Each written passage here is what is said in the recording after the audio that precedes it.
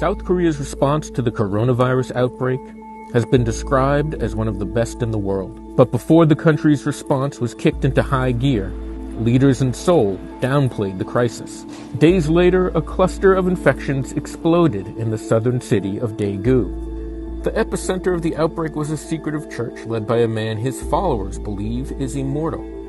From there, the virus spread. We popped the champagne too early. Dr. Yoo Bung-won is a familiar face to South Koreans, appearing on TV as an expert voice on the coronavirus pandemic, and giving even more advice on YouTube. On February 23rd, President Moon Jae-in acknowledged the earlier assessment was incorrect. 대규모로 일어나고 있는 신천지 집단 감염 사태 이전과 이후는 전혀 다른 상황입니다. South Korea would have the largest number of infections in Asia, outside of China. It isn't the first time the country has faced an epidemic. In 2015, Korea faced the largest MERS outbreak outside of the Middle East. MERS coronavirus changed a lot of life of Korea because it was really scary. Fortunately, we prepared the test kits and the test method and the manual we done December 2019. The country was ready for the COVID-19 outbreak. From drive-through kiosks to hospitals to local clinics, hundreds of test sites were available across the country, and the tests are largely free.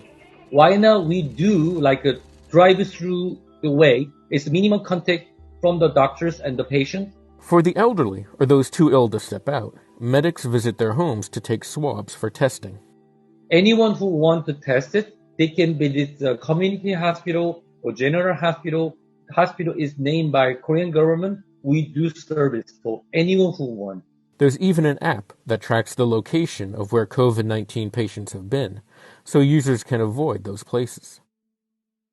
The measures helped South Korea manage the rate of infection and flatten its curve. On March 23rd, South Korea announced that cases were at the lowest since the outbreak. But Dr. Yoo warns that his country is not out of the woods yet. Watching about it until June in Korea. This is my personal opinion.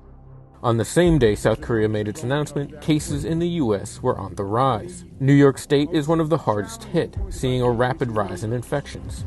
Dr. Yoo explains how numbers get so high so fast. One infected person could be a 3 make the 9 make the 27, 27 make the 81, 81 make the 243. So if you are one of the sources, can be infecting more than 200 for the next day. So please keep the social distancing.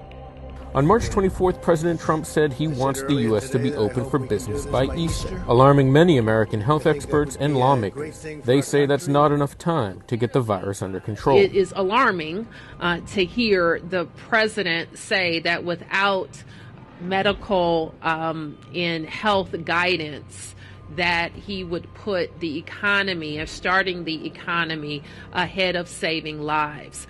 Most people think that we're weeks away from the peak, if not months, and that's what the advice we're getting from the smart folks at Johns Hopkins and NIH and University of Maryland and places like that. While it would be nice to say that this will be behind us in 2 weeks, that's really not what the data tells us. In the last week of March, the U.S. is still dealing with an escalating crisis.